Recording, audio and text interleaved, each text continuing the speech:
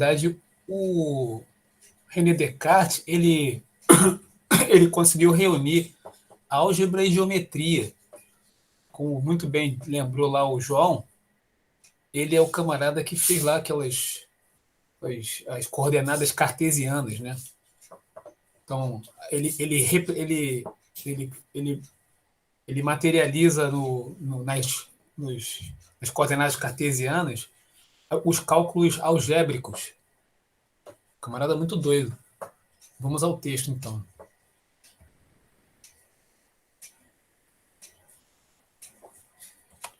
Então, aqui, Descartes confessa sua dificuldade em continuar duvidando dos sentidos quando se trata de algo muito próximo.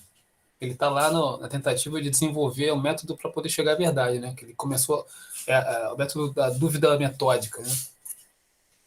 Duvidando dos sentidos quando se trata de algo muito próximo, de toda a circunstância que está vivenciando.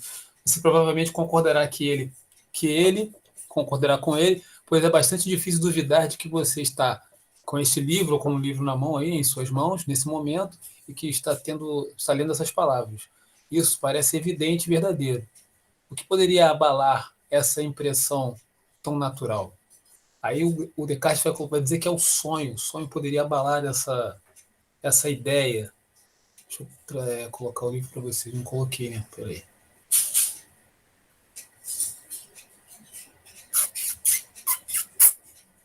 O texto, peraí.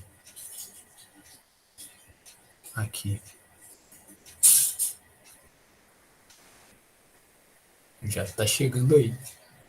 Professor, Senhora, Guilherme pediu para te avisar que ele não estava bem, teve que ir no médico. beleza, tranquilo. Eu deixo gravado lá e depois ele assiste, sem problema. No problems. Então, vamos seguindo aqui. Então, o Descartes vai falar sobre o sonho. De repente, Descartes considera a hipótese de que poderia estar sonhando. Aí ele diz lá: quantas vezes ocorreu-me sonhar durante a noite que estava nesse lugar, que estava vestido, que estava junto ao fogo, embora estivesse inteiramente nu dentro do meu leito. Pensando cuidadosamente nisso, lembro-me de ter sido muitas vezes enganado quando eu dormia, por semelhantes ilusões. Ele vai colocar aqui até um exemplo aqui, ó, do sonho. Você já sentiu alguma vez que caía de uma grande altura, de repente desperta assustado da sua cama? Então, o Descartes vai colocar essa questão do sonho, né, como se ele tivesse. Será que eu estou vivendo um sonho? Será que a minha realidade é um sonho? Né, nesse processo de duvidar, né, das coisas, né? Em outras palavras, com o argumento do sonho, o filósofo volta à estaca zero em sua busca de certeza, pois não encontra nada que lhe possa garantir que o que percebe ao seu redor não seja uma ilusão onírica. Às vezes, os sonhos também parecem muito reais. Todo mundo já teve um sonho que, né, parecia que estava ali no sonho, sentindo cheiro, né? Cheiro, sabor, né? Ouvindo os sons e tal. O Descartes coloca isso para poder, como um processo do método dele de dúvida, né? A respeito das coisas que estão em volta dele. A dúvida sobre as ideias que nascem da razão. Então, Descartes decide.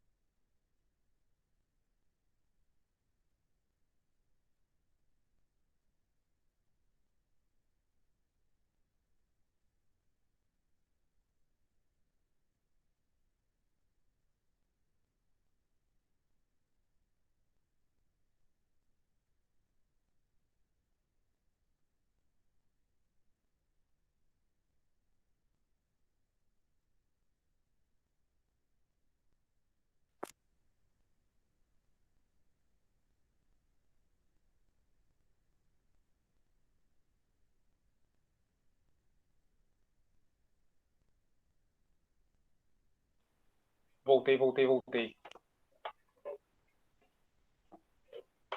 Então vou continuar aqui no texto aí, depois eu coloco no chat o vídeo. É a minha internet que está horrível. Então o Descartes vai continuar no texto dele falando o seguinte: aritmética e a geometria, que não tratam senão de coisas muito simples e muito gerais, sem cuidarem muito em que se elas existem ou não na natureza, contém alguma coisa de certo e indubitável, pois quer eu esteja acordado, quer eu esteja dormindo, 2 mais 3 formarão sempre o número 5, e o quadrado nunca terá mais do que 4 lados. Não parece possível que verdades tão patentes possam ser suspeitas de alguma falsidade ou incerteza. Então, ele está mostrando para a gente aqui que a matemática, né, que os elementos matemáticos, eles não vão mudar, né, em uma circunstância, né? Por isso que ele está usando aqui a matemática para para tentar provar verdades.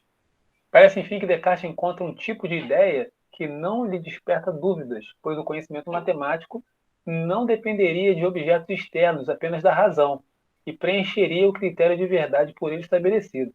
A evidência, o conceito claro e distinto. Quando tem a pergunta, né, como é que eles vão distinguir entre o certo e o errado, né, o duvidoso? Quem pode contestar o resultado considerado correto de uma soma ou equação matemática, ou clareza dos postulados geométricos? Aqui, né, aparece aqui o uso que ele faz da geometria e da álgebra, né, dos cálculos matemáticos. Aparentemente ninguém, o filósofo sabia disso. No entanto, tendo meditado muito sobre o assunto, ele queria preparar-se para enfrentar qualquer objeção, e estava certo de que elas viriam. Assim, Descartes avança mais um passo e eleva o grau de exigência, buscando admitir outra dúvida ainda mais radical. Então, naquele processo, né, que nós falamos na aula anterior, ele colocar tudo em dúvida, né, até o próprio pensamento dele a respeito das coisas, ele vai avançando. Aí, o Descartes falando de novo. Todavia, há muito que tenho no meu espírito certa opinião de que há um Deus que tudo pode e por quem fui criado e produzido, tal como sou. Ora, quem poderá assegurar que esse Deus não tenha feito com que não haja nenhuma terra, nenhum céu, nenhum corpo extenso, nenhuma figura, nenhuma grandeza, nenhum lugar, e que, não obstante eu tenha os sentimentos de todas essas coisas, que tudo isso não me pareça existir de maneira diferente daquela que vejo. E mesmo como julgo que algumas vezes os outros me enganem, até nas coisas que eles acreditam saber com maior certeza, pode ocorrer que Deus tenha desejado que eu me engane todas as vezes em que faço a adição de 2 mais 2 ou em que enumero os lados de um quadrado, ou que julgo alguma coisa ainda mais fácil, se é que pode imaginar algo mais fácil do que isso. Então, aqui ele coloca o primeiro elemento que ele vai. São dois elementos. O Deus enganador e o gênio maligno. O Deus enganador e o gênio maligno são duas criações, né, do Descartes.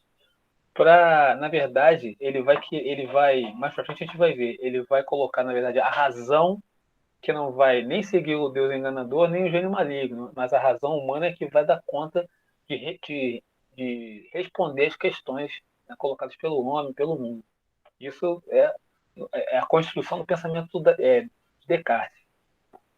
Em outras palavras, por mais certeza que você tenha sobre algo, no caso, o conhecimento matemático, se existir um ser que criou tudo e é onipotente, né, esse Deus, esse ser tem poderes para ter criado você de tal maneira que se engane sempre, ou seja, que você e todo mundo pense sempre que 2 mais 3 é igual a 5, quando na verdade isso é uma ilusão.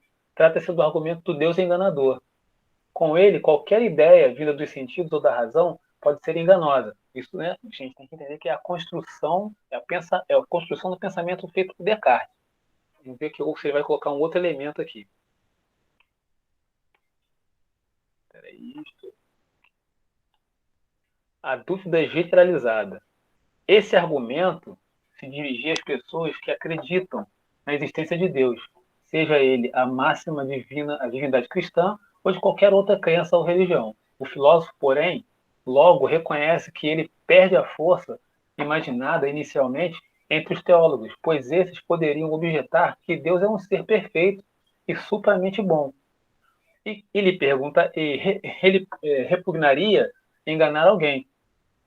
Por outro lado, A ideia de uma divindade enganadora também não serviria entre aqueles para quem a ideia de Deus é uma fábula, né? Os ateus, né? Não acreditam em Deus. Assim, para entender tanto os crentes como os mais descrentes, Descartes criou um último e poderoso artifício para colocar tudo em dúvida. Então ele vai colocar um outro elemento aqui. Então Descartes falando. Peraí, deixa eu puxar aqui. Suporei, pois, que há não um verdadeiro Deus, que é a soma de fontes de verdade, mas certo gênio maligno, não menos ardiloso e enganador do que poderoso, que empregou toda a sua indústria em enganar-me. Pensarei que o céu, o ar, a terra e as cores, as figuras, os sons e todas as coisas exteriores que vemos, não apenas ilusões e enganos de que ele se serve para surpreender minha credulidade. Considerar-me-ei a mim mesmo absolutamente desprovido de mãos, de olhos, de carne, de sangue, desprovido de qualquer sentido, mas dotado da falsa crença de ter todas essas coisas. Trata-se do argumento do gênio maligno, como eu falei anteriormente. Tem o Deus enganador e o gênio maligno. É como se fossem, né, duas forças que estão ali empurrando o homem, né, a razão. Mas o que o Descartes vai falar é que o homem vai, através da sua razão, vai tentar seguir a sua própria razão e não dar ouvido para essas duas forças. Né? Porque o Descartes, né, como vocês bem sabem, ele fundamenta o pensamento moderno, né? Filosofia moderna, em que a razão será mais evidenciada, né? mais valorizado. Trata-se do argumento do gênio maligno, um ser que não teria a perfeição e a bondade de Deus, como defendem crentes e teólogos, mas que seria muito poderoso e cheio de estratégias para fazer com que qualquer pessoa se iluda e se engane sobre tudo. Chega-se assim à generalização da dúvida. O mundo é colocado entre parênteses. Não que Descartes, de fato, acreditasse na existência desse ser. Estudiosos da obra cartesiana costumam interpretar o gênio maligno como um artifício psicológico e metodológico que o filósofo usou para manter seu espírito alerta, para não sucumbir à tentação de aceitar qualquer ideia como verdadeira, enfim, para seguir buscando algum conhecimento evidente e indubitável. Então, o Deus enganador e o gênio maligno, né, são criações, vamos dizer assim, né, do sistema de pensamento cartesiano, para, na verdade, valorizar a razão. Ele está falando que o homem, com a sua razão, é que vai dar luz para as coisas, né? Vai dar resposta. O gênio maligno poderia ser entendido, portanto, como uma figura simbólica de qualquer outra coisa, pessoa ou ideia que seja capaz de nos levar ao erro. Qual seria a vantagem de manter esse estado psicológico? A vantagem de não nos enganarmos facilmente acreditando conhecer com certeza algo que ainda é incerto. Aqui tem ele faz uma, vocês não estão no contexto aí, mas ele faz uma referência ao Matrix, o filme lá. A maioria da humanidade vive de forma inconsciente uma realidade virtual criada por máquinas. É possível comparar a história desse filme com o argumento do gênio maligno de Descartes. Alguém escreveu aí alguma coisa? Não, não, ninguém escreveu nada não. Entraram na chamada aqui. Beleza. Vocês já tinham esse papo do gênio maligno e do Deus enganador, vocês já tinham escutado sobre isso em Descartes? Nunca ouvi falar. Poxa, Nunca. mas esse é um básico do pensamento do Descartes, assim, na filosofia, né? Quando fala sobre a dúvida metódica. Esses dois elementos são básicos, assim. Ah, tá. Não, que bom saber, porque tipo, eu não conheci o René Descartes. Eu real não conheço ele. Apesar de ser Fundamental, um importante filósofo, eu não conheço ele a fundo, sabe? fundamental para a filosofia moderna. René Descartes é o camarada que vai dar início aí ao processo de, como ele fala, né, o questionamento, né, a dúvida metódica a partir da razão. Como a gente viu na primeira aula, ele vai abrir mão dos conhecimentos que ele estava tendo com os professores dele, porque já não satisfazia os questionamentos dele, e vai se lançar no mundo e vai desenvolver um pensamento, né, de dúvida, né? É dúvida hiperbólica, que chama também, que é exagerada, né? Vamos ver se a gente vai mais um pouquinho aqui no texto, peraí. Aí ele fala aqui a descoberta da primeira certeza. Submerso na dúvida hiperbólica, que é exagerado, acabei de falar, mergulhado no nada, Descartes segue buscando. Como em um jogo de xadrez ou em um enigma, procura uma saída para a exigência autoimposta de um gênio maligno que quisesse enganá-lo sempre. Tem então a seguinte intuição com relação ao seu próprio ato de duvidar e pensar. Na verdade, ele bolou na cachola dele, né, esse sistema, né? É uma coisa muito engenhosa mesmo. Eu, então, que a gente vai chegar lá naquele. Não sei se vai ser hoje, mas nós vamos chegar naquela máxima dele, que é o penso, logo existo. Né? Eu, então, pelo menos, não serei alguma coisa. Ele pergunta: eu, então, pelo menos, não serei alguma coisa? Mas há algum, não sei qual, enganador muito poderoso e muito ardiloso que emprega toda a sua indústria em enganar-me sempre. Não há, pois, dúvida alguma de que sou, se ele me engana. E por mais que me engane, não poderá jamais dizer, ou, desculpe, não poderá jamais fazer com que eu nada seja, enquanto eu pensar ser alguma coisa.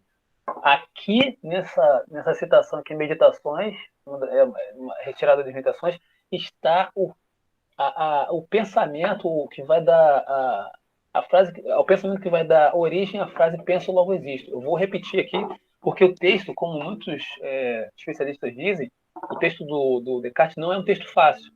Você tem que ler com calma, né, e ruminar e mastigar, porque não é a linguagem é um pouco rebuscada. Eu então, pelo menos não serei alguma coisa, mas há algum não sei qual enganador muito poderoso e muito ardiloso que emprega toda a sua indústria em enganar-me sempre. Não há, pois, dúvida alguma de que sou, se ele me engana. E por mais que me engane, não poderá jamais fazer com que eu nada seja, enquanto eu pensar ser alguma coisa. Aí já dá para a gente perceber, já chegando, né, no penso logo existo. Em outras palavras, o filósofo percebe ser um ser enganador. Se um ser enganador o enganava, ele, Descartes, tinha de ser algo. Tinha que ser algo para ser enganado, enquanto era enganado. E se duvidava, também devia ser algo que existia enquanto duvidava, mesmo que não tivesse corpo. Essa reflexão é resumida de maneira mais clara em sua obra Discurso do Método. Então, não sei se vocês estão acompanhando. Estou sendo claro aqui, eu estou falando bem, bem devagar, para vocês entenderem que é uma construção. Né? Ele construiu essas figuras do gênio enganador e do Deus maligno e do gênio enganador, para poder pensar, na verdade, para poder materializar uma ideia de que, por exemplo, a ideia ela pode prescindir do corpo, por exemplo. E ele é um dos camaradas, quer dizer, acho que é o camarada que vai separar mente e corpo. Né? Essa filosofia moderna que inicia com Descartes faz uma separação entre mente e corpo. Depois, mais para frente, alguns filósofos vão questionar isso e vão tentar reunir de novo. Né? Sentir e pensar, né? Não estão separados. Mas o Descartes ele está colocando aqui que eu posso imaginar coisas, né? E não ter essas coisas que eu imagino comigo, né? E como é que tá aí? É muito complexo isso? Tá viajante demais ou não? Tá dando para compreender? Não, dá pra compreender sim. Dá pra compreender sim. Eu, inclusive, utilizei uma frase de Descartes, que é essa que você falou, de penso logo existe, numa redação de Aquilini, que falava sobre Matrix e o mito da caverna. Sim, Cara, mas você Oi? percebe que eu penso logo existo, ele surge dessa construção, de que ele construiu isso para poder chegar numa frase curtinha. Sim, sim. E Ele é tá, reflexivo demais, cara. É difícil, tipo. Porque a primeira certeza que eles têm em relação a isso é o fato de poder duvidar, sabe? sim, Então, é uma reflexão que dá pra utilizar numa redação. é, Não é difícil de utilizar pra falar sobre ele, sabe? Mas tem que tomar cuidado também, porque não é toda hora que pode utilizar algumas coisas de descarte. Eu utilizei, por exatamente, exemplo. você tem que saber usar. Fala. Tem que saber usar, senão, pô, não vai cair em um contexto qualquer. Não é de qualquer coisa que se pode utilizar essa frase. Mas é bem legal entender, porque eu não sabia sobre esse Deus e o gênio, não sabia, real. Muito interessante isso, né? Esse aqui, na verdade, assim, é um resumo do pensamento de Descartes. Descartes é bem complexo, não é simples, não. Mas aqui, resumidamente, dá para a gente entender qual era a ideia, né? A ideia, de onde veio a ideia do Descartes, por que ele, né, desenvolveu isso, né? Como nós já falamos, ele estava questionando a maneira do conhecimento chegar para ele. Na verdade, era isso, né? Porque essa coisa do conhecimento, o Emmanuel Kant vai perguntar logo mais na frente, né, como conhecemos e para que conhecemos. O René Descartes, ele dá o pontapé inicial, aqui desenvolvendo esse mecanismo do pensamento. Então, ele continua no discurso do método, ele diz assim: enquanto eu queria assim pensar que tudo era falso, cumpria necessariamente que pensava, fosse alguma coisa. E notando que é essa verdade, eu penso, logo existo, era tão firme e tão certa que todas as mais extravagantes suposições dos céticos, extravagantes composições dos céticos, peraí, seriam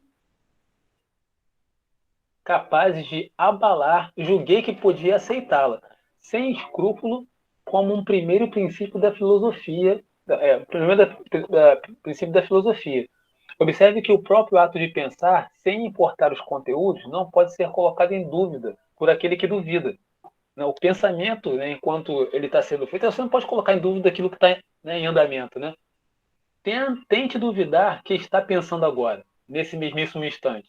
Você verá que enquanto duvida que está pensando, pois é impossível duvidar sem pensar.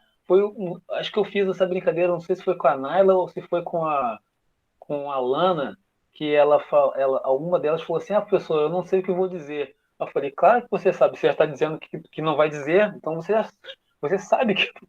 Você pensa que não sabe, mas você está pensando. Para não dizer, você já está pensando. Caraca, mano, que doideira.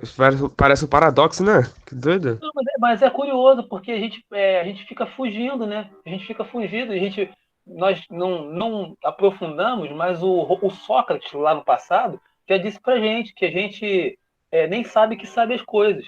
Né? Você verá que, enquanto duvida que está pensando, pois é impossível duvidar sem pensar. Portanto, você pensa com certeza.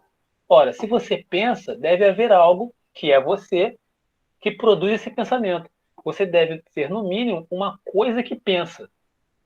Daí a conclusão de Descartes, uma das mais célebres frases da história da filosofia: penso, logo existo, que ficou conhecida como cogito, né? Cogito, forma reduzida do cogito ergo sum.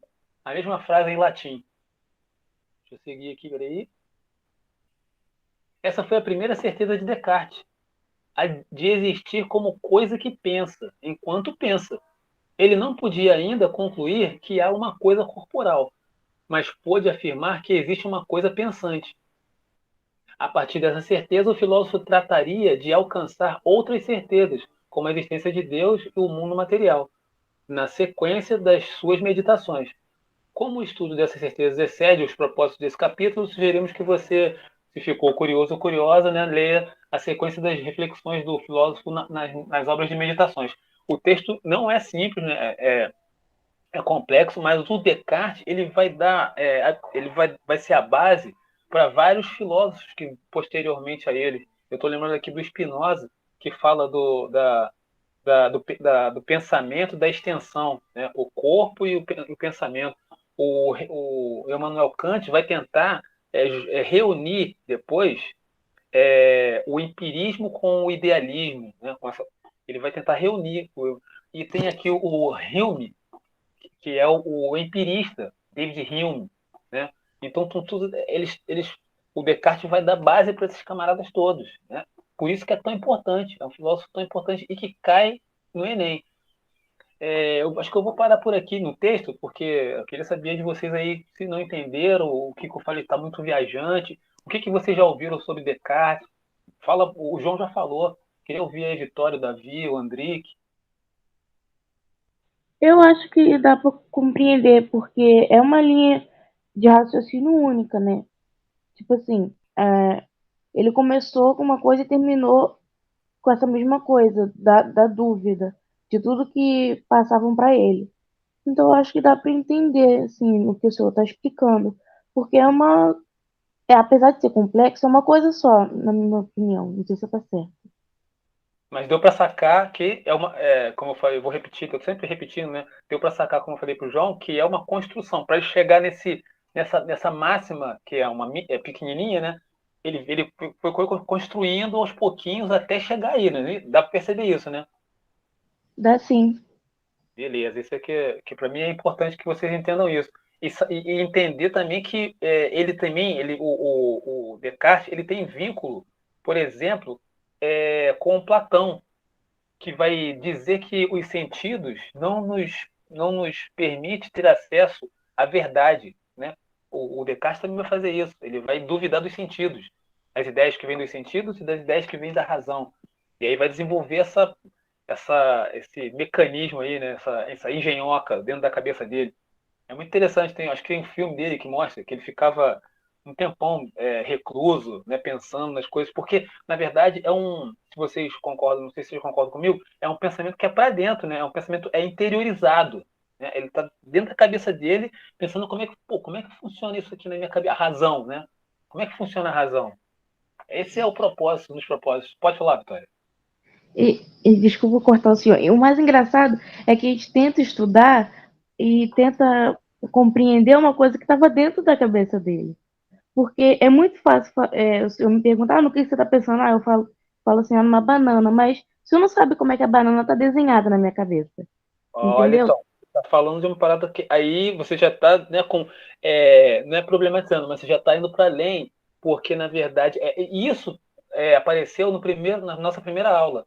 O Descartes disse que não poderia construir uma ideia universalizante ou universal a partir da percepção individual, como você acabou de falar, né? Então ele tentou construir, né, de uma forma, uma maneira que ele pudesse explicar um funcionamento geral, né, de uma forma universalizante, né? É muito, muito interessante o que você falou. E o Andrique tá aí? Tô sim, professor. Você já tinha ouvido falar do Descartes, esse sistema todo? Como é que é? Na verdade, eu já tinha ouvido falar sobre essa frase. Acho que eu já até tinha visto essa lógica em que ele vai construindo até chegar na conclusão. Só que para mim é uma coisa um pouco complicada de entender. Até pedi o senhor para poder ler novamente. E se eu pudesse explicar um pouco mais. E qual parte? O que você quer que A eu parte volte? em que ele fala sobre o Deus enganador enganar ele, que então ele pensa que existe, Ah, até ele então, chegar na conclusão. Aí, na verdade, como diz ali no texto, os estudiosos do Descartes dizem que esses foram elementos criados por ele. É o Deus enganador e o gênio maligno. Né? Como o Descartes está num período em que tem a questão religiosa, né, toda, ele está ali mergulhado naquela crise de a ciência e a religião. Né? Ele está tentando também, ele não quer ficar mal com ninguém, assim, entendeu? Então ele, assim, na minha cabeça, né, a gente pode até pensar assim, né, Deus e o diabo, vamos dizer assim, né, gênio maligno, é o Deus enganador e o gênio maligno, que fica atormentando aqui a gente, seriam os dois elementos que ele criou. Para, para quê? Na verdade, ele quer provar que o homem, com a sua razão, é que vai responder as coisas, as perguntas e dar respostas, na verdade, para os problemas que aparecem. Né? Nem o gênio maligno, nem o Deus enganador. O homem, com a sua razão, é que vai se nortear. Isso vai aparecer lá em Kant, mais para frente. Tranquilo? Tranquilo, mas aí vem a parte do Deus enganador. Ah, Essa relação dele de enganador conosco se daria como uma coisa constante ou algo que só esteve presente no nosso processo criativo? vamos ver aqui, vamos voltar aqui no texto, porque na verdade é um artifício, né? Quando ele fala Deus, quando o Deus enganador de Descartes, não é o Deus cristão, entendeu? É um artifício que ele cria, que o filósofo cria para poder justificar aquilo que ele quer provar. Eu tô me repetindo, mas tentando responder a você. Né? Ele não está se referindo ao Deus transcendente. Entendeu? Ele está se referindo, é como se fosse ele está criando mesmo, criando elementos para poder só justificar o que ele quer provar. Sacou? Pelo menos essa é a minha leitura. Não sei se eu respondi, Andrique. Tô entendendo, mas tá bem confuso isso aí. Ó, ele fala aqui, ó. Vamos ver aqui quando ele diz.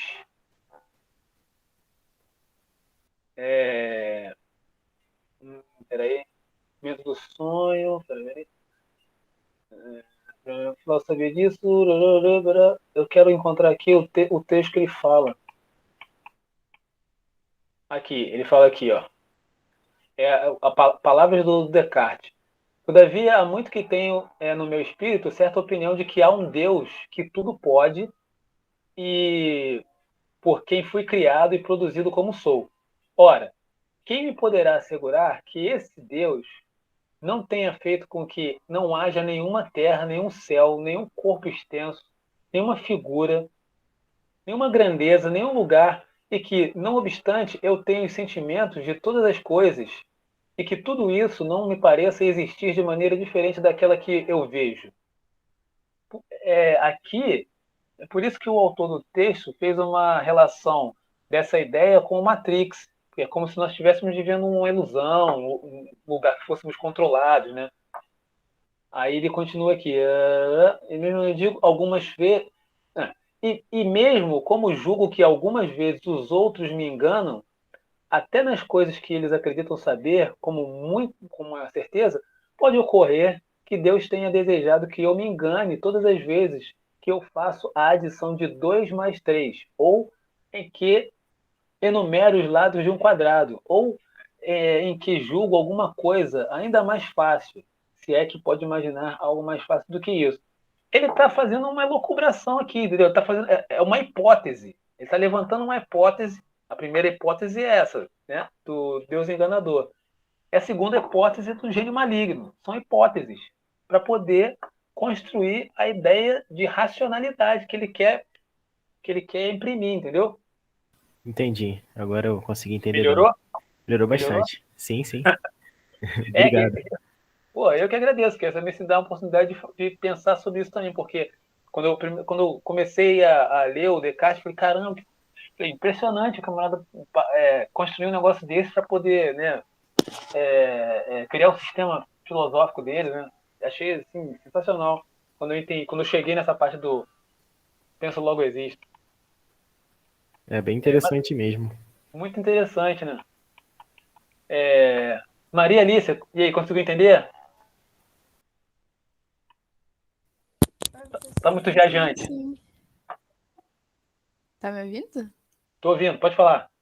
Consegui entender, sim. É bem complexo mesmo, mas acho que deu para entender. É complexo, né? Quer dizer, é complexo, mas quando a gente vê, quando a gente pega os elementos, né, entende qual é o objetivo dele, a gente consegue sacar qual é o intuito, né?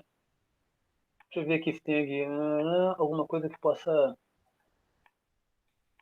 Eu vou terminar aqui com esse trechinho que eu acho que é interessante. Ele fala assim: depois do estudo da dúvida metódica de Descartes, acreditamos que você tenha compreendido um pouco mais sobre o que é filosofar e como se filosofa. Quer dizer, é uma das formas, né, que você deve ter percebido, entre outras coisas, como é importante aprender a suspender o juízo e a pesquisar mais profundamente um assunto antes de emitir uma opinião sobre ele. Tudo que nos parece mais evidente em determinado instante pode ser percebido como falso ou incerto, se analisado em outro instante, em outra perspectiva e com mais rigor. Então, é o que o Descartes também sugere para a gente, né? Antes de você emitir uma opinião, você primeiro analisa, né? Depois você checa, né? Primeiro você escuta a informação, depois você checa, né? É um processo de análise. Depois você vai emitir uma opinião, né? Baseado também nas coisas que você sabe, né? Nesse processo também se descobre, muitas vezes, o sentido ou as razões profundas de certos fatos, atos ou crenças, dos quais tínhamos antes apenas uma compreensão superficial. isso ficará mais claro para você nos próximos capítulos. Não sei se vai ficar mais claro.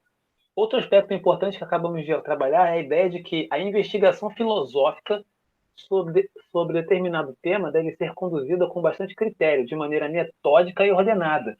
Todo o caminho que a gente fez até agora, né, eu fui tentando fazer com bastante calma e tranquilidade para vocês verem que é um ordenamento mesmo, né, em que tudo o que se diz deve ser bem fundamentado. Como já dissemos, não existe apenas um tipo de método para isso. No caso de Descartes, aqui vão algumas dicas sobre o seu método, seguido em grande parte até os dias de hoje. Então, o processo científico, né, vai ser influenciado por Descartes. Sempre que possível, deve-se partir do mais simples, isto é, daqueles conceitos que podem ser compreendidos com mais simplicidade, sem depender da compreensão de outros conceitos, até chegar ao mais complexo, isto é, conceitos compostos que pressupõem outros conceitos em seu entendimento. Um exemplo bem fácil. Para saber fazer uma soma, né, conceito complexo, você precisa entender primeiro o que é o número, conceito simples, e depois o conceito de adição, conceito menos simples que número, pois depende deste para ser entendido. Geralmente se vai do que é básico, dos fundamentos, até o corpo completo de determinado assunto. Por exemplo, para entender o tema da violência social, comece por investigar aquele que pratica, o ser humano, em suas diversas dimensões básicas, né? Mental, emocional, física, bem como em sua interação com o meio ambiente, com outros seres humanos e instituições sociais, e assim progressivamente. Na verdade, aqui a gente vai tem a oportunidade de falar para vocês, que é uma coisa que vocês vão ter contato na faculdade, metodologia de pesquisa. Está aqui no Descartes, né? Aristóteles começou lá, Descartes também bebeu na fonte de Aristóteles, porque você vai analisando as coisas do mais simples para o mais complexo, né? Se você quer falar, como ele falou, da violência social, né, a pergunta, né, por que as pessoas saem se batendo lá depois do jogo de futebol, né, saem quebrando tudo? Tem vários elementos, não é só porque o time perdeu, né? Tem uma questão que está, né, do comportamento individual, que é, claro, influenciado pelo coletivo. Mas você vai começar a investigar e vai descobrir coisas interessantes para poder fazer a sua tese, né, a sua dissertação. Bom, viajei aqui demais, vou fazer o seguinte, eu acho que dá para eu compartilhar com vocês por aqui o Google Forms. Espera aí, minutinho. Mas acho que hoje deu para... Eu sei que é porque eu fico preocupado em ficar viajando muito.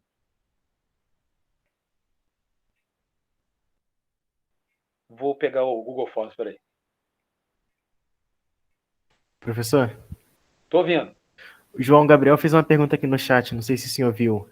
Eu não vi, pode perguntar aí, enquanto eu tô procurando aqui. Tem muita diferença entre o racionalismo para o iluminismo? Aí depois ele acrescentou, pois o iluminismo cria na fé racional e não apenas teológica. Boa pergunta. Espera aí, deixa eu pegar aqui o Forms. Espera aí, onde é que tá? Rapidinho. Tô pensando aqui, espera aí, a resposta. Tô pensando na resposta. Porque, na verdade, quando você fala... Repete, por favor, a pergunta. Tem muita diferença entre o racionalismo para o iluminismo? Pois o iluminismo crê na fé racional e não apenas teológica. Na verdade, João, o racionalismo, ele, pelo menos assim eu entendo, né? Até pensando no Immanuel Kant também, o racionalismo, ele vai marcar o iluminismo, eu acredito, porque eu estou pensando aqui na revolução científica, entendeu? O iluminismo como revolução científica. Então, o racionalismo é um elemento fundamental para essa revolução científica. Então, eu acredito que as duas coisas estejam juntas. Não sei se eu respondi. Respondeu sim, obrigado, obrigado. Valeu, Andrei. Tamo junto. Coraçãozinho pra você. Tamo junto, bebê. E tá aí o Google Forms, vai dando uma olhada aí enquanto eu tento ligar meu computador aqui, que o negócio tá feio aqui pro professor. Tem que comprar um computador novo. Tô sabendo que o professor de arte também teve problema com a transmissão. Abriu aí o Forms? Abriu sim, tudo certo aqui. Tá, beleza, então. Uma pergunta, professor. Pode mandar. O senhor já leu esse livro que foi mencionado hoje, O Discurso do Método? Então, já li o discurso do método, inclusive mostrei para vocês, é muito interessante, dá para vocês lerem. As meditações são mais difíceis, tem que ter uma orientação, mas o discurso do método dá para todo mundo ler. E ele se aprofunda mais, né, nesses assuntos que nós estamos abordando em aula, né? Na verdade, no discurso do método, você vai. É o lugar onde ele vai falar sobre essa insatisfação dele com o conhecimento que chega para ele e a tentativa dele encontrar a verdade fora da academia. Ele vai viajar. Então ele fala que foi viajar. Deixa eu ver se tá aqui o livro. Eu tinha colocado aqui. É porque minhas coisas estão bagunçadas. Peraí. Não tá aqui. Eu devo ter colocado de novo lá. Rapidinho, enquanto vocês estão respondendo aí. Eu acho que eu coloquei de volta na outra bagunça. Peraí. Ah, que pena. Podia ler um trecho, né, do discurso do método.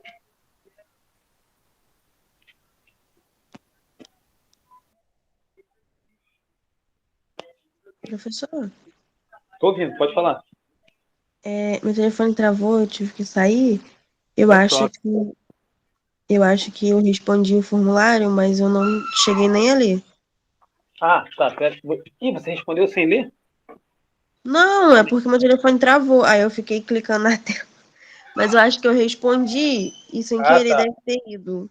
Não, para você saber se você respondeu novo ou não, você tenta de novo. Se você não conseguir, é porque você já mandou. Tem uma parada Tá. dessa, assim. Deixa eu ver aqui. Tem aqui. Ó, encontrei o livro, André. Pô, tava aqui na minha frente. Deixa eu ver se eu vou ler um trecho aqui que tenha a ver com o que a gente leu, com o que a gente estudou, pelo menos hoje. Peraí. São 6 partes. O livro é dividido em 6 partes, eu acho. Ele diz assim: contudo, eu não deixava de estimar os exercícios práticos nas escolas.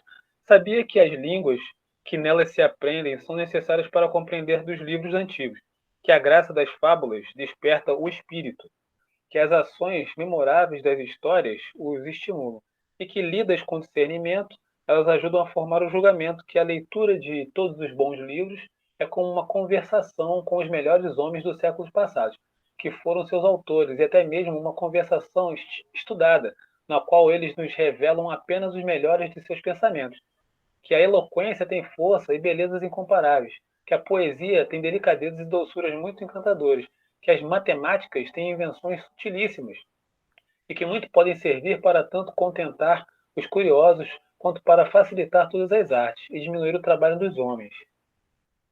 Mas eu acreditava já ter dedicado tempo bastante às línguas e também à leitura dos livros antigos e às suas histórias, às suas fábulas, pois é quase o mesmo conversar com os outros séculos quanto viajar.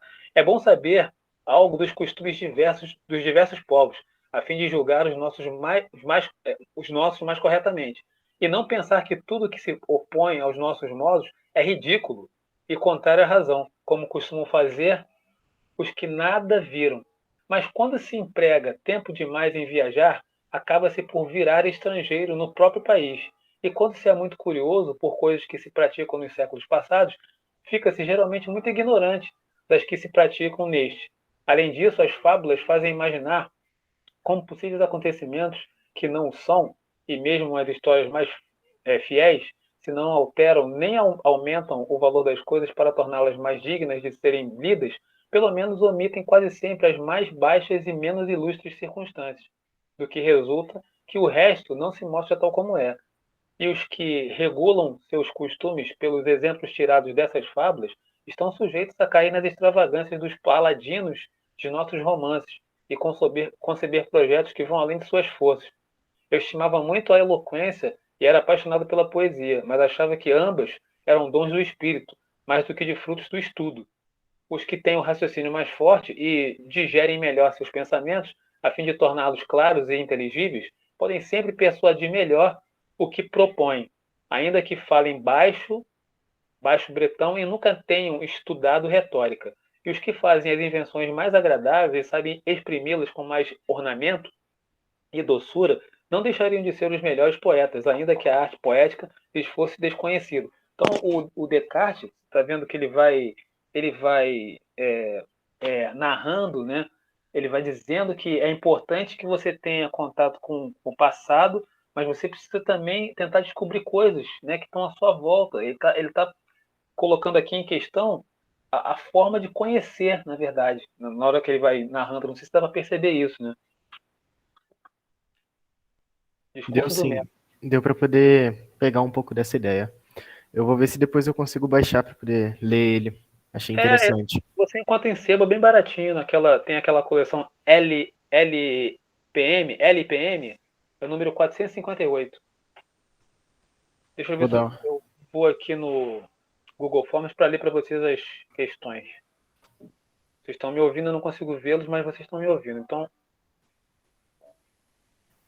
a primeira questão é: na primeira meditação, eu exponho as razões pelas quais nós podemos duvidar de todas as coisas, e particularmente das coisas materiais, pelo menos enquanto não tivermos outros fundamentos nas ciências além do que tivemos até o presente. Na segunda meditação, o espírito reconhece, entretanto, que é absolutamente impossível que ele mesmo, o espírito, não exista.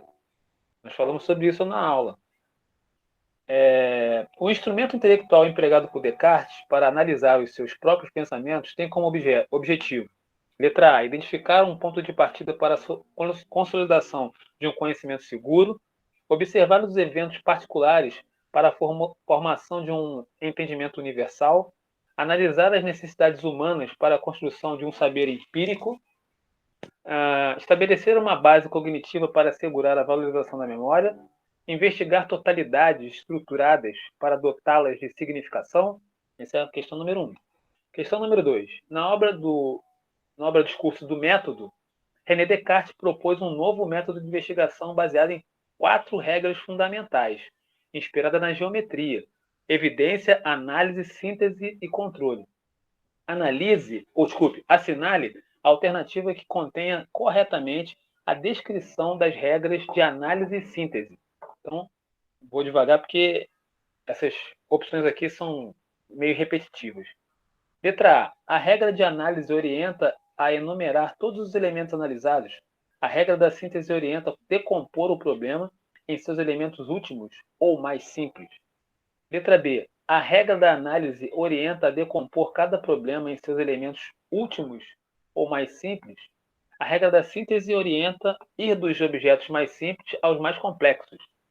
Letra C. A regra da análise orienta a remontar dos objetos mais simples até os mais complexos. A regra da síntese orienta a prosseguir dos objetos mais complexos aos mais simples. Letra D. A regra da síntese orienta a acolher como verdadeiro apenas aquilo que é evidente. A regra da análise orienta a descartar o que é evidente e só orientar-se firmemente pela opinião.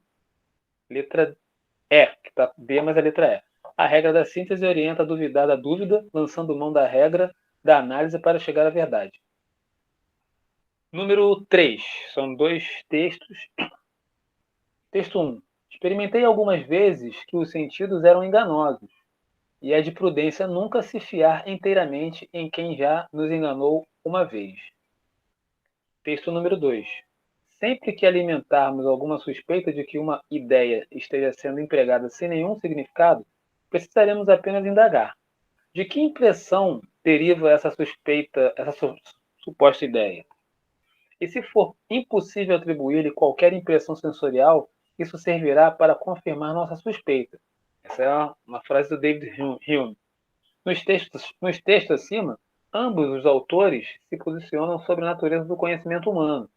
A comparação dos excertos permite assumir que Descartes e Hume defendem os sentidos como critério originário para considerar um conhecimento legítimo, entendem que é necessário suspeitar do significado de uma ideia na reflexão filosófica e crítica, são legítimos representantes do criticismo quanto à gênese do conhecimento, ou concordam que conhecimento humano é impossível em relação às ideias e aos sentidos, ou atribui diferentes lugares ao papel dos sentidos no processo de obtenção do conhecimento. Então, essas 3 questões aí, para vocês, eu vou... peraí, onde vocês estão? Ah, vocês estão aqui. No telefone é mais difícil para mim, mas já estou me acostumando.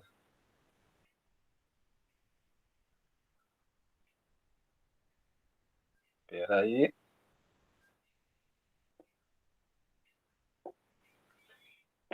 Muito bem, todo mundo aí. Deixa eu ver aqui rapidinho se... onde é que está... tá, peraí, eu tenho que fazer... Vocês continuam me ouvindo aí, né? Sim, sim, estamos te ouvindo. Muito bem. Peraí, deixa eu só encontrar aqui o The Google Forms.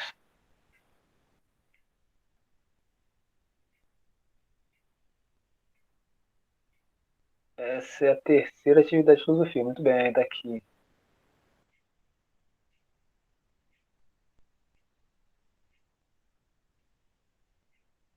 Quinze respostas já.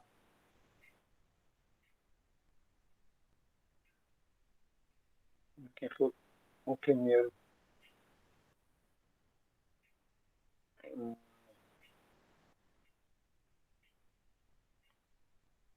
Tem que responder tem que ler com calma.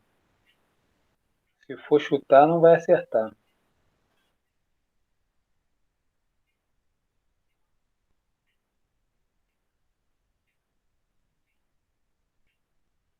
Essa é mais difícil, hein? Tô vendo que a galera... Aí... Ninguém gabaritou ainda. É.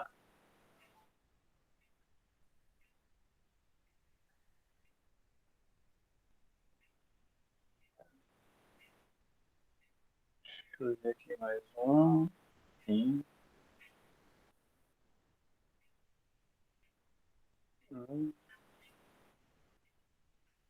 Acho que a gente vai ter que fazer uma revisão aí dessa...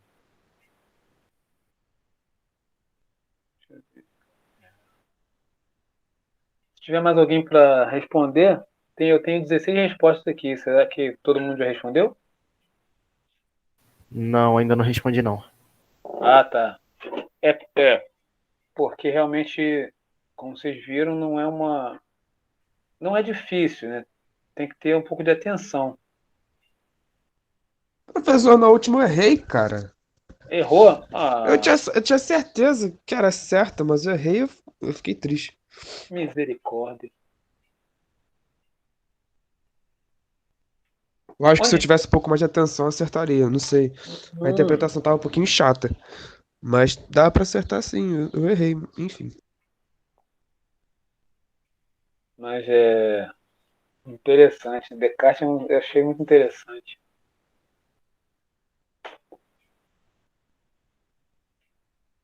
A última é meio pegadinha, a última. Deixa eu ver aqui a terceira questão. Perguntas.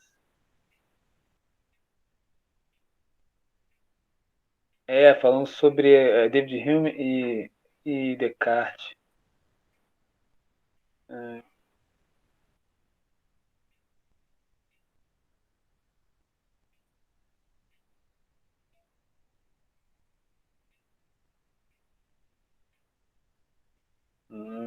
tá.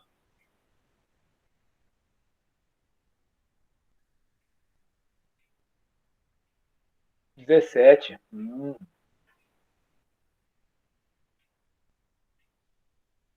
Lohan acabou de responder. E Lohan?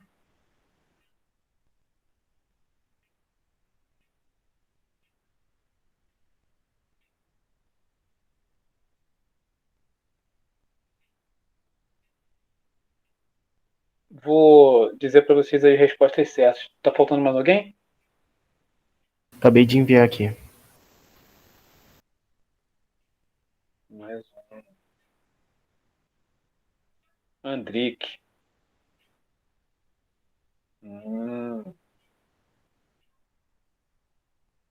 Vocês conseguem ver os pontos que vocês fizeram aí, né? Sim, sim. Sim, sim. Beleza. No meu não apareceu não, professor. Quem fala? É que eu não tô Giovana, olhando. Giovanni, não apareceu? Deixa eu ver se tá aqui, peraí. eu mandei já. Tá, peraí, vamos ver.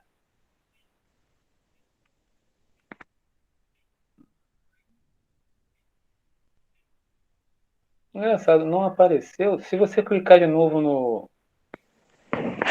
Ah, então vou fazer de novo. Calma aí, vou te mandar. Não, é porque não tem como fazer de novo. Se você for fazer, vai dizer que você já fez, entendeu? Ah, mas eu Peraí. já mandei, então como é que eu faço? Você vai falar, eu sei, Calma. eu respostas que eu anotei. Aparece a opção ver a pontuação. Ah, se você já tiver feito a opção. Deixa eu ver. Giovana, você mandou. Tá aqui. 3 pontos. 3 de 5. Você só errou a última. Tá bom, então. Obrigada, professor. De nada. Falta alguém mandar, gente? Acho que não. Então, vou falar aqui as questões. Ó, a primeira, né, número 1, é letra A. Identificar. Nunca tenho que virar aqui, peraí. Saco. Meu telefone. Não, por isso que eu não gosto de telefone. Identificar um ponto de partida para a consolidação de um conhecimento seguro. A gente viu no Descartes que ele está, na verdade, tentando construir uma forma segura de discernir as coisas, de chegar à verdade. Né? Então, a letra A, número 1, questão número 1. Questão número 2, a letra B. Eu sei que ficou confuso essa coisa da análise aí. A regra da análise orienta a decompor cada problema em seus elementos,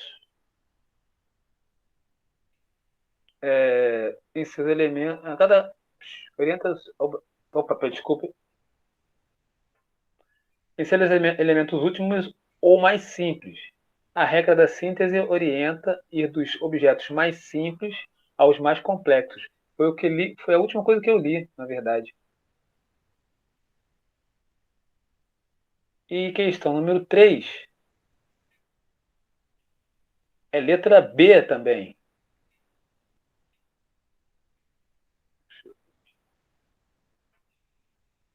Entendem que é desnecessário suspeitar do significado de uma ideia na reflexão filosófica. Olha que dificuldade para ler isso aqui. E crítica. É desnecessário suspeitar do significado de uma ideia na reflexão filosófica e crítica. Então, nós temos aí 5 pontos. Na próxima aula, a gente pode ainda. Acho que ainda tem um trechinho. Não sei se tem um trechinho do Descartes ou se a gente vai para outro. Mas acho que a gente vai para outro. A gente vai para outro filósofo. Acho que é melhor. Ô, E aí professor, eu vou deixar lá o material, esse material. Eu posso deixar esse livro lá para vocês darem uma lida. Pode falar. o senhor pode explicar a letra B da 3? Peraí. Deixa eu voltar aqui. Eu não gosto de usar o telefone por causa disso. Aqui, peraí. Letra B da 3. Ele diz o seguinte, a 3 diz o seguinte, são os dois textos um do Descartes e um do Hume. Experimentei algumas vezes que os sentidos eram enganosos e é de prudência nunca se fiar inteiramente em quem já nos enganou uma vez. E o texto do Hume, sempre que alimentarmos alguma suspeita de que uma ideia esteja sendo empregada sem nenhum significado, precisamos apenas indagar. De que impressão deriva essa suposta ideia? E se for impossível atribuir qualquer impressão sensorial, isso servirá para confirmar nossa suspeita. Então, é perguntar. É por isso que está falando aqui. Entende que é desnecessário suspeitar do significado de uma ideia na reflexão filosófica ou crítica. Você tem que indagar a origem. A origem para você poder é, é, desvendar ou saber, né, o que de fato é. Que se eu for, defende os sentidos como critério originário? Não. São legítimos representantes do criticismo quanto à gênese do conhecimento? É negativo. Concordam que o conhecimento humano é impossível em relação às ideias e os sentidos? Está errado. Atribuem diferentes lugares ao papel dos sentidos no processo de obtenção do conhecimento? Não. Então, a única que está aqui certa é entendem que é desnecessário suspeitar do significado de uma ideia na reflexão filosófica. Respondi? Sim, sim. Tá me vendo? Tô ouvindo, tô ouvindo. Sim, é que a parte que me embolou um pouco foi justamente nessa parte aqui, do ser desnecessário suspeitar do significado de uma ideia. Então, você não vai suspeitar do significado da ideia, você vai suspeitar da origem dessa ideia, para poder confirmar se ela é coerente ou não. Ah, entendi. No pensamento, na reflexão filosófica, né? Crítica. Se você for ver as outras opções, nenhuma delas, todas elas são contrárias ao que o David Hume e o Descartes preconizam, né? Ou estão desenvolvendo. Por isso que isso é que tem que prestar muita atenção no texto, entendeu? E conhecer o filósofo, o pensamento do filósofo, como a gente tentou fazer hoje aqui. Beleza? Beleza, muito obrigado. Então, que eu acho que hoje já deu, né? Então, semana que vem eu vou tentar ver. Acho que eu vou comprar outro computador, cara, que o telefone é muito ruim, bicho. Concordo com você, professor. Pode evitar Dependendo do que produtivo. for o problema, nem precisa comprar outro. Como assim? Diga. Dependendo de qual for o problema do computador, não precisa comprar outro, não. Então, na verdade, meu computador é de 2012, cara. Ele tá, entendeu? Eu tô postergando a compra de um novo há muito tempo já. O Wi-Fi dele não funciona mais direito, ele só funciona para fazer texto mesmo. Eu que estou insistindo.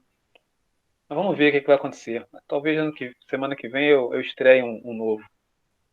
Meus queridos, muito obrigado pela paciência de vocês são sensacionais. Tiveram paciência com o professor aí. Eu agradeço muito e espero que vocês, né, se tiver dúvida, né, se não tiver legal, pode falar, pede para repetir, beleza? Beleza, professor. Beleza. Beleza. Tamo junto, gente. Tamo juntão, professor. Valeu. Ó, dia Valeu, dos pais, Professor, ganhei mais bola. Valeu. Valeu, professor. Até semana que Um vem. abraço. Valeu, professor. Obrigado, gente.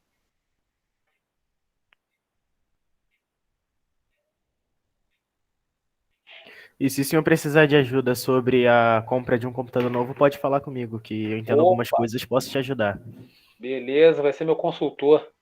Aí é só mandar um alô que a gente vê isso aí. Obrigadão, André. Nada, que isso, tamo junto. Um abraço, cara. Abraço.